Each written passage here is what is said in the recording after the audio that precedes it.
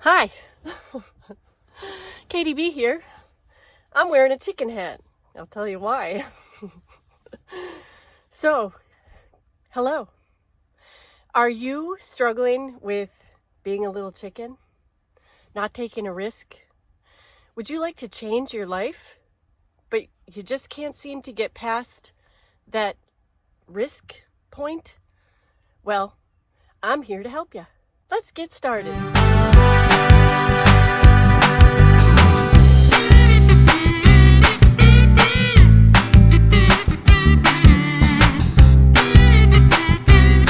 I'm a professional clown. That's why I have all these wacky things. And I'm into consciousness. I'm into raising our vibration.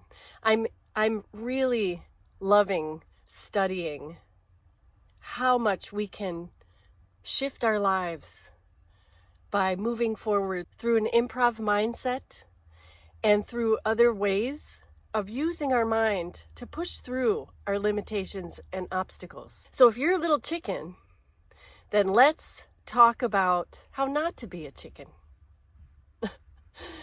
Are you afraid to cross the road? Are you afraid to change something you need to change in your life?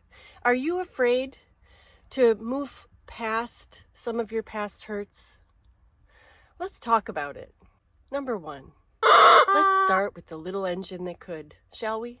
There have been many points in my life where I have had to pay attention to my thought process. Let's talk about circus school. So I was 30. I was doing martial arts and rock climbing, and I ended up having to tell myself I can. When I wasn't terribly flexible in the beginning, I think I can. When I was learning how to do a handstand, which took 2 years, by the way, I think I can. When I was learning how to juggle, which also, depending on what apparatus it was, it took a while.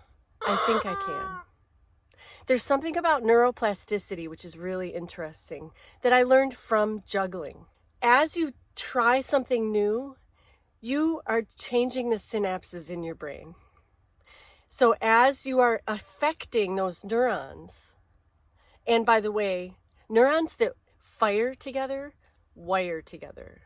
That's a theory that's about trauma, that if we keep remembering our trauma, we keep firing those synapses and they keep wiring together, making it difficult to get out of that bubble. So, juggling. You do new. Try new. Different patterns, different ways of moving your arms, different attempts to throw behind your back, these kinds of things. And as you're doing that, you're wiring new synapses. And about 10 minutes, 15 minutes, your brain gets tired. So the thing to do is to go back to what you know.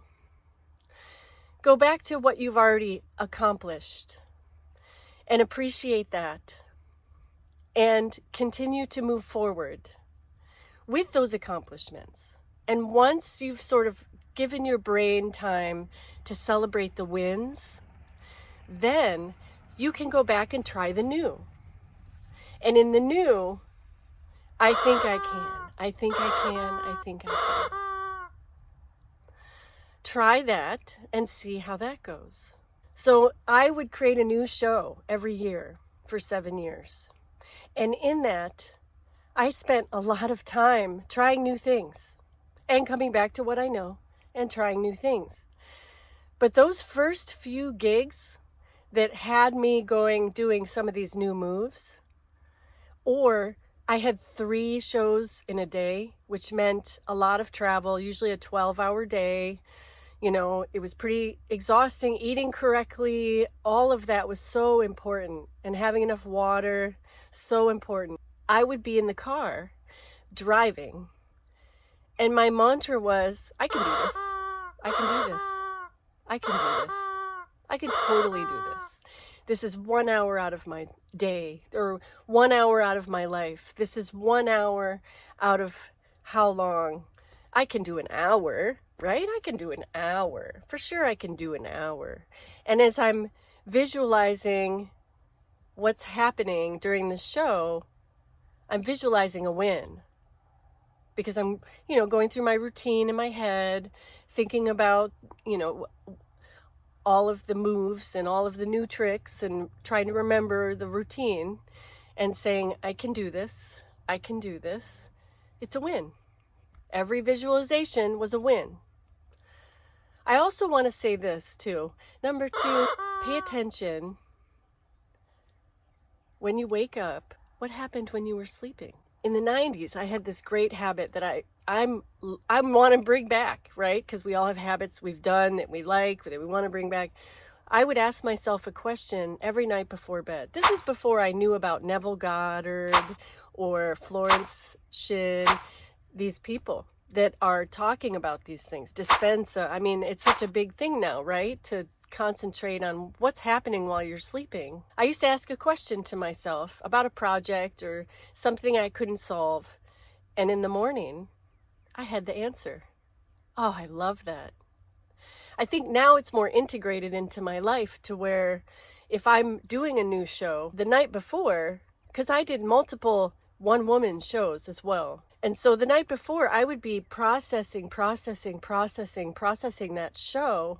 And I would be thinking about what could go wrong in my sleep so that I could have that solution when I wake up.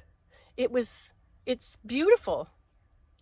And so nowadays I'm practicing before I go to bed. I go through my events of the day and things that didn't quite work out. I'm reframing, I'm creating a win out of that because your brain doesn't know the difference, right? Let's go back to the athletic part because Olympic athletes visualize a win for their race, whatever they're doing. And that has shown our brain doesn't know the difference. So that as we visualize all of the details about the movements and staying safe and all of this, our brain doesn't know the difference.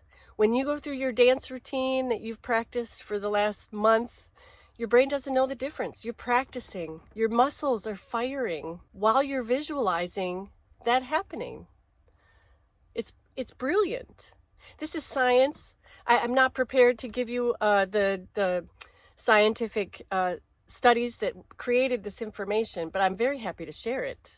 Another idea being that you've got that obstacle. What if you just notice it's an obstacle? With laughter yoga, we can say, ha, there's an obstacle. Ha, ha, ha, ha, ha. And I can do it. I think I can. I know I can. I can do it. Ha ha ha ha ha. Oh, is that an obstacle? Oh, just another obstacle. Ha ha ha ha ha ha. By the way, starting your day with 10 minutes of laughter can last, those endorphins can last 8 hours. So get those giggles in first thing in the morning because it's a really good idea. So obstacles, limitations, right? That thing that's just keeping us from taking one step forward into that neuroplasticity, into the firing, the happy wiring things that happen when we're winning and we're taking risks. Let's go back to that improv mindset, right?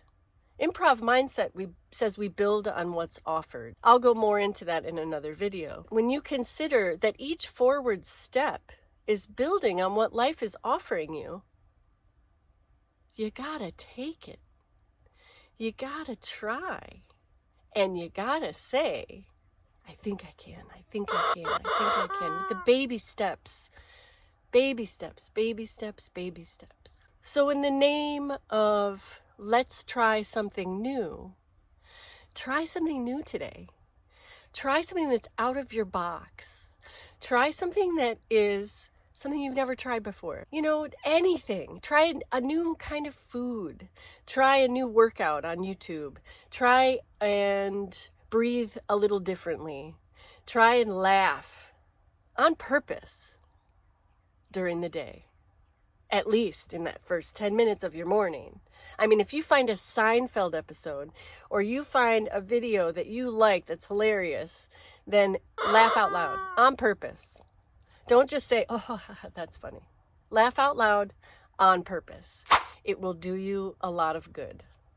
And it will wire happy synapses. If we consciously think about our synapses, think about our brain.